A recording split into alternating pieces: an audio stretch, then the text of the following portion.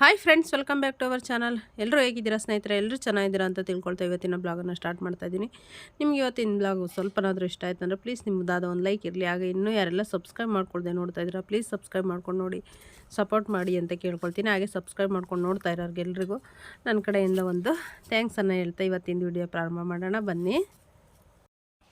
ಬೆಳಗ್ಗೆ ಬಿಸಿನೀರು, ಒಂದು ಕಪ್ ಬಿಸಿನೀರಿಂದ ನಮ್ಮ ದಿನಚರಿ ಪ್ರಾರಂಭ ಆಗುತ್ತೆ ಸ್ನೇಹಿತರೆ. ಹಾಗೆ ನಂತರದಲ್ಲಿ ಒಂದು ಮುದ್ದಾದ ಒಂದು ರಂಗೋಲಿ, ಪುಟ್ಟ ರಂಗೋಲಿ. ನಂತರದಲ್ಲಿ ತಿಂಡಿ ಎಲ್ಲ ಪ್ರಾರಂಭ ಮಾಡಬೇಕು ಸ್ನೇಹಿತರೆ ಮಾಡೋದಕ್ಕೆ. ಹಾಗೆಯೇ ಇವತ್ತು ಬೆಳಗ್ಗೆ ಬಂದುಬಿಟ್ಟು ಮಸಾಲ ರೈಸ್ ಮಾಡಿದ್ದೆ ಸ್ನೇಹಿತರೆ. ಅದ್ರ ಜೊತೆಗೆ ಗೆಣಸೆಲ್ಲ ತೊಗೊಂಡು ಬಂದಿರೋ ಸ್ವಲ್ಪ ಹಾಗೆ ಇತ್ತಲ್ವ, ಹಾಗಾಗಿ ಅದನ್ನು ಸ್ವಲ್ಪ ಬೇಯಿಸಿ ಕಾಯಿ ಹಾಲು ಮಾಡೋಣ ಚೆನ್ನಾಗಿರುತ್ತೆ ಅಂತೇಳಿ ಮಾಡ್ತಾಯಿದ್ದೀನಿ ಸ್ನೇಹಿತರೆ. ಇವಾಗಂತೂ ಎಲ್ಲ ಸ್ವಲ್ಪ ಒಂದೊಂದು ಗೆಣಸು ಚೆನ್ನಾಗಿ ಬರುತ್ತೆ, ಒಂದೊಂದು ಗೆಣಸು ಏನಪ್ಪ ಇರುತ್ತೆ ಅಂದರೆ ಹುಳ ಎಲ್ಲ ಇರುತ್ತೆ. ಹಾಗಾಗಿ ಸ್ವಲ್ಪ ಚೆನ್ನಾಗಿರೋದೆಲ್ಲ ಕಟ್ ಮಾಡ್ಕೊಂಡು ಹುಳ ಆಗಿದ್ದೆಲ್ಲ ತೆಗ್ದು ಇದು ಮಾಡಿ ಇಷ್ಟಿತ್ತು ಸ್ನೇಹಿತರೆ. ಇದರಲ್ಲಿ 2 ದಿನ ಮಾಡಿದ್ದೆ, ಮೊನ್ನೆ ಒಂದು ಸಲ ಮಾಡಿದ್ದೆ, ಅದನ್ನು ನಾನು ಶೇರ್ ಮಾಡ್ಕೊಂಡಿಲ್ಲ ನಿಮ್ಮ ಜೊತೆ. ಇದು ಸ್ವಲ್ಪ ಇತ್ತಲ್ಲ, ಹಾಗಾಗಿ ಮಾಡೋಣ ಅಂತೇಳಿ ಮಾಡ್ತಾಯಿದ್ದೀನಿ ಸ್ನೇಹಿತರೆ. ಒಂದು ಕ್ಲೀನಾಗಿ ಎಲ್ಲ ಮಣ್ಣು ಎಲ್ಲ ಇರುತ್ತಲ್ಲ ಅದೆಲ್ಲ ತೊಳೆದು ಬಿಡಬೇಕು. ಚೆನ್ನಾಗಿ ತೊಳೆದು ನೆನೆ ಇಟ್ಟರೆ ಎಲ್ಲ ಬಿಟ್ಕೊಳ್ಳುತ್ತೆ. ನಂತರದಲ್ಲಿ ತೊಳೆದ್ಬಿಟ್ಟು ಎರಡು ವಿಸಿಲ್ ಮಾಡಿಸ್ಕೊಂಡ್ರೆ ತುಂಬಾ ಚೆನ್ನಾಗಿ ಬೆಂದಿರುತ್ತೆ. ನಂತರದಲ್ಲಿ ಇಲ್ಲಿ ಕಾಯಿ ಹಾಲಿಗೆ ರೆಡಿ ಮಾಡ್ಕೊಳ್ತಾ ಇದ್ದೀನಿ. ಸ್ವಲ್ಪ ಒಂದು ಕಪ್ ತೆಂಗಿನ ತುರಿ ಹಾಕ್ಕೊಂಡಿದ್ದೀನಿ, ಸ್ವಲ್ಪ ಬೆಲ್ಲ, ಹಾಗೆಯೇ ಒಂದು ಏಲಕ್ಕಿ ಸೇರಿಸ್ಕೊಂಡಿದ್ದೀನಿ. ಸ್ವಲ್ಪ ನೀರನ್ನು ಸೇರಿಸ್ಕೊಂಡ್ಬಿಟ್ಟು ಚೆನ್ನಾಗಿ ರುಬ್ಕೊಳ್ಳೋಣ ಸ್ನೇಹಿತರೆ. ಕಾಯಿ ಹಾಲು ರೆಡಿ ಆಗುತ್ತೆ, ತುಂಬಾ ಚೆನ್ನಾಗಿರುತ್ತೆ ಸ್ನೇಹಿತರೆ. ಗೆಣಸು ಮತ್ತು ಕಾಯಿ ಹಾಲು ಈ ರೀತಿಯಾಗಿ ಹಾಕ್ಕೊಂಡು ಊಟ ಮಾಡ್ತಾಯಿದ್ರೆ ತುಂಬಾ ಚೆನ್ನಾಗಿರುತ್ತೆ. ನನಗಂತೂ ಇದು ಗೆಣಸು ಹೇಗಪ್ಪ ಅಂತಂದರೆ, ನಮ್ಮ ಮನೆಯಲ್ಲೆಲ್ಲ ಮೊದಲು ನಮ್ಮ ಮನೆಯಲ್ಲೇ ಹಿತ್ತಲಲ್ಲೇ ನಮ್ಮ ತಾತ ಇರೋವರೆಗೂ ಎಲ್ಲ ಹಾಕ್ತಾಯಿದ್ರು. ಹಾಗಾಗಿ ಆವಾಗಿಂದ ಅದು ಚಿಕ್ಕಂದಿಂದೆಲ್ಲ ತಿಂದು ಅದೇ ಅಭ್ಯಾಸ ಆಗಿಬಿಟ್ಟಿದೆ.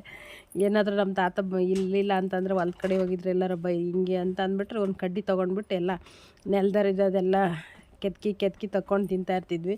ಮತ್ತು ಅವಾಗೆಲ್ಲ ಏನು ಮಾಡ್ತಿದ್ರು, ಎತ್ತಿನ ಗಾಡಿ ಮೇಲೆಲ್ಲ ತೊಗೊಂಡು ಬರ್ತಾಯಿದ್ರು ಗೆಣಸು ಬೆಳೆದಾಗ. ಏನು ರಾಗಿ ಎಲ್ಲ ಇರುತ್ತಲ್ಲ, ರಾಗಿ ಕೊಟ್ಬಿಟ್ಟು ಗೆಣಸು ತಗೊಂಡು ತಿಂತಾಯಿದ್ವಿ.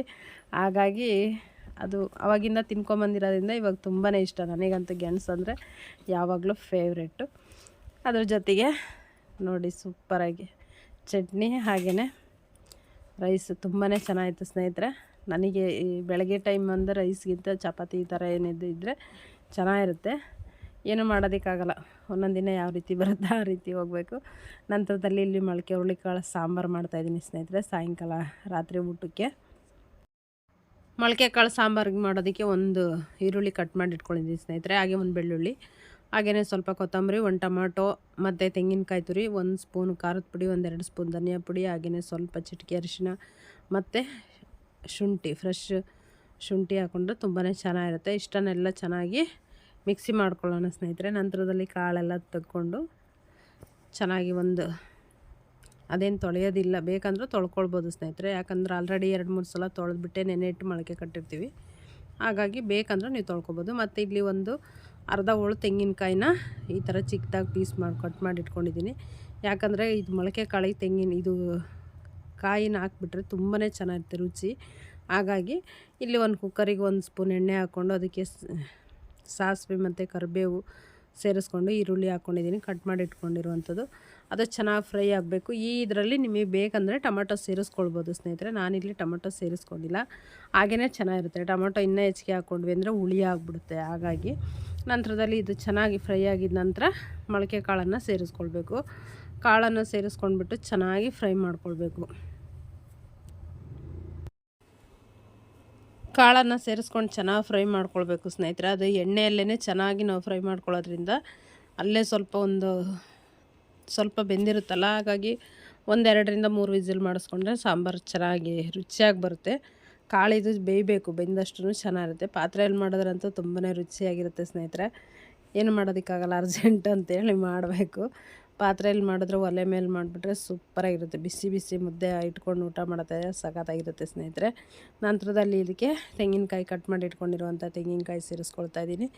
ಇದನ್ನು ಸ್ವಲ್ಪ ಒಗ್ಗರಣೆಯಲ್ಲಿ ಚೆನ್ನಾಗಿ ಬಾಡಿಸ್ಕೊಂಡ್ಬಿಟ್ರೆ ತುಂಬಾ ಚೆನ್ನಾಗಿರುತ್ತೆ. ಯಾಕಂದರೆ ಎಳೆದು ಕಾಯಿ ಏನಾದರೂ ಇತ್ತು ಅಂತಂದರೆ ನೀರು ಬಿಟ್ಕೊಳ್ಳುತ್ತೆ, ಸಾಂಬಾರೆಲ್ಲ ನೀರು ಥರ ಆಗಿಬಿಡುತ್ತೆ. ಹಾಗಾಗಿ ಈ ರೀತಿಯಾಗಿ ಸ್ವಲ್ಪ ಚೆನ್ನಾಗಿ ಫ್ರೈ ಮಾಡ್ಕೊಂಡು ಅಂದ್ಬಿಟ್ರೆ ಅದು ಏನು ಆಗೋದಿಲ್ಲ, ಫ್ರೈ ಆಗಿರುತ್ತಲ್ಲ. ಹಾಗಾಗಿ ನಂತರದಲ್ಲಿ ನಾವು ರುಬ್ಬಿಟ್ಕೊಂಡಿರುವಂತಹ ಮಸಾಲೆಯನ್ನು ಸೇರಿಸ್ಬಿಟ್ಟು ಇನ್ನೂ ಸ್ವಲ್ಪ ಚೆನ್ನಾಗಿ ಫ್ರೈ ಮಾಡ್ಕೊಳ್ಬೇಕು. ಮಸಾಲೆದ ಹಸಿ ವಾಸನೆ ಎಲ್ಲ ಹೋಗೋವರೆಗೂ ಚೆನ್ನಾಗಿ ಫ್ರೈ ಮಾಡ್ಕೊಂಡ್ಬಿಟ್ರೆ ತುಂಬಾ ಚೆನ್ನಾಗಿರುತ್ತೆ. ನಂತರದಲ್ಲಿ ನಮಗೆ ಎಷ್ಟು ನೀರು ಬೇಕು ಅಷ್ಟನ್ನು ನೀರು ಸೇರಿಸಿ, ನಂತರದಲ್ಲಿ ರುಚಿಗೆ ತಕ್ಕಷ್ಟು ಸಾಲ್ಟನ್ನು ಸೇರಿಸಿ ಲಿಡ್ ಕ್ಲೋಸ್ ಮಾಡಿ ಒಂದು 2-3 ವಿಸಿಲ್ ಮಾಡಿಸ್ಕೊಂಡ್ಬಿಟ್ಟು ಬಿಸಿ ರಾಗಿ ಮುದ್ದೆ ಮಾಡಿಕೊಂಡ್ರೆ ಅದ್ರ ಜೊತೆಗೆ ಸೂಪರಾಗಿಟ್ಟು ಊಟ ರೆಡಿಯಾಗುತ್ತೆ ಸ್ನೇಹಿತರೆ. ಸಖತ್ತಾಗಿರುತ್ತೆ ಇದಂತೂ.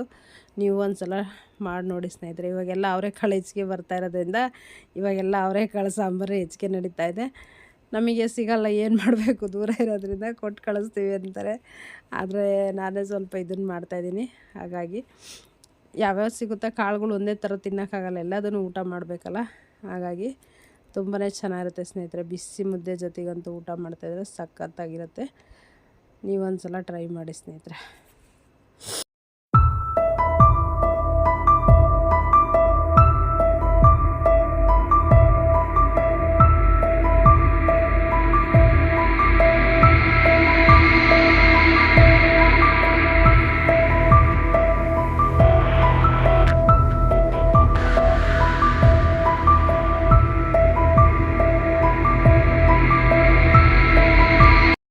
ಹಾಗೆಯೇ ಸಾಂಬಾರು ಜೊತೆಗೆ ಇಲ್ಲಿ ಮುದ್ದೆ ಮಾಡ್ಕೊಳ್ತಾ ಇದ್ದೀನಿ ಸ್ನೇಹಿತರೆ. ಮುದ್ದೆಗೆ ನೀರನ್ನು ಇಟ್ಟಿದ್ದೀನಿ, ಮತ್ತು ಇಲ್ಲಿ ಅಕ್ಕಿಯನ್ನು ನೆನೆ ಇಟ್ಕೊಂಡಿದ್ದೀನಿ ಸ್ನೇಹಿತರೆ. ಅಂದರೆ ತೊಳೆದು 1-2 ಸಲ ತೊಳೆದು ಇಟ್ಕೊಂಡಿದ್ದೀನಿ.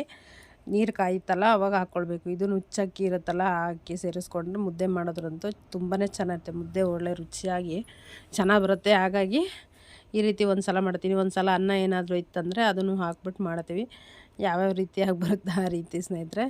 ಈ ರೀತಿ ಮಾಡೋದು ಅಂದರೆ ತುಂಬಾ ಚೆನ್ನಾಗಿರುತ್ತೆ. ಮುದ್ದೆ ಮಾತ್ರ ತುಂಬ ರುಚಿಯಾಗಿ ಕಮ್ಮಗೆ ಚೆನ್ನಾಗಿರುತ್ತೆ. ಹಾಗಾಗಿ ಇದು ನೋಡಿ ಚೆನ್ನಾಗಿ ಸ್ವಲ್ಪ ಬೇಯಿಸ್ಕೊಳ್ಬೇಕು ನಾವು. ಒಂದು 75% 80% ಬೆಂದಿದೆ ಅಂದಾಗ ಹಿಟ್ಟನ್ನು ಸೇರಿಸ್ಬೇಕು. ಹಿಟ್ಟನ್ನು ಸೇರಿಸ್ಬಿಟ್ಟು ಅದನ್ನು ಅಷ್ಟೇ ಚೆನ್ನಾಗಿ ಕುದಿಸ್ಬೇಕು ಸ್ನೇಹಿತರೆ. ಮುದ್ದೆ ಮಾಡೋದು ಇದು ಅಂತಂದರೆ ಇದೇ ವಿಧಾನ ನೋಡಿ. ನಾವೆಷ್ಟು ಚೆನ್ನಾಗಿ ಚಿಕ್ಕ ಉರಿಯಲ್ಲಿ ನಾವು ಕುದಿಸ್ಕೊಳ್ತೀವಲ್ಲ, ಆಗ ಮುದ್ದೆನೂ ತುಂಬ ಹಿಟ್ಟೆಲ್ಲ ಚೆನ್ನಾಗಿ ಬೆಂದಿರುತ್ತಲ್ಲ, ಮುದ್ದೆ ತುಂಬಾ ರುಚಿಯಾಗಿ ಬರುತ್ತೆ ಮತ್ತು ತುಂಬಾ ಚೆನ್ನಾಗಿರುತ್ತೆ. ಹಾಗಾಗಿ ಈ ರೀತಿಯಾಗಿ ಮತ್ತೇನು ಮಾಡಬೇಕು, ಅಲ್ಲೇ ಒಲೆ ಮೇಲೇ ನಾವು ಚೆನ್ನಾಗಿ ಕೂಡಿಸ್ಕೊಳ್ಬೇಕು, ನಾದ್ಕೊಳ್ಬೇಕು. ಅದನ್ನು ಮಾಡ್ಕೊಳ್ಳೋದ್ರಿಂದ ತುಂಬಾ ಚೆನ್ನಾಗಿ ಅದು ಎಲ್ಲ ಬೆಂದ್ಬಿಡುತ್ತೆ. ಹಾಗಾಗಿ ಮತ್ತು ಸ್ವಲ್ಪ ಬಿಸಿಗೆ ಒಂದು 2 ನಿಮಿಷ ಪ್ಲೇಟನ್ನು ಮುಚ್ಚಿಬಿಟ್ಟಿಟ್ರು ತುಂಬ ಬಿಸಿಗೆಲ್ಲ ಮತ್ತೆ ಇನ್ನೂ ಚೆನ್ನಾಗಿ ಇದಾಗ್ಬಿಡುತ್ತೆ. ಹಾಗಾಗಿ ನಂತರದಲ್ಲಿ ಕೆಳಗೆ ತಗೊಂಡ್ಬಿಟ್ಟು ಚೆನ್ನಾಗಿ ನಾದ್ಕೊಳ್ಬೇಕು ಸ್ನೇಹಿತರೆ. ಚೆನ್ನಾಗಿ ನಾದ್ಕೊಂಡು ಉಂಡೆ ಕಟ್ಕೊಂಡ್ಬಿಟ್ರೆ ಬಿಸಿಯಾಗಿರುವಂಥ ರಾಗಿ ಮುದ್ದೆ ರೆಡಿಯಾಗುತ್ತೆ. ಸಾಂಬಾರು ಜೊತೆಗೆ ತುಂಬಾ ಚೆನ್ನಾಗಿರುತ್ತೆ ಸ್ನೇಹಿತರೆ ಬಿಸಿ ಮುದ್ದೆ. ಅದು ವಿಡಿಯೋ ಕ್ಲಿಪ್ಪಿಂಗ್ ಇದಾಗ್ಬಿಟ್ಟಿದೆ ಸ್ನೇಹಿತರೆ. ಹಾಗಾಗಿ ಇಷ್ಟೇ ಬಂದಿದೆ ವಿಡಿಯೋ. ಅದು ಏನಿದಾಯಿತೋ ಏನೋ ಅನ್ನೋದು ಗೊತ್ತಾಗ್ತಾಯಿಲ್ಲ. ಹಾಗಾಗಿ ನಿಮ್ಗೆ ಇಷ್ಟ ಆಗಿತ್ತು ಅಂದರೆ ಪ್ಲೀಸ್ ನಿಮ್ಮದಾದ ಒಂದು ಲೈಕ್ ಇರಲಿ ಸ್ನೇಹಿತರೆ. ಧನ್ಯವಾದಗಳೊಂದಿಗೆ ನಿಮ್ಮ ಪ್ರೀತಿಯ ಸವಿತಾ ರವಿ. ಮುಂದಿನ ವಿಡಿಯೋದಲ್ಲಿ ಸಿಗೋಣ ಸ್ನೇಹಿತರೆ. ನಮಸ್ಕಾರ.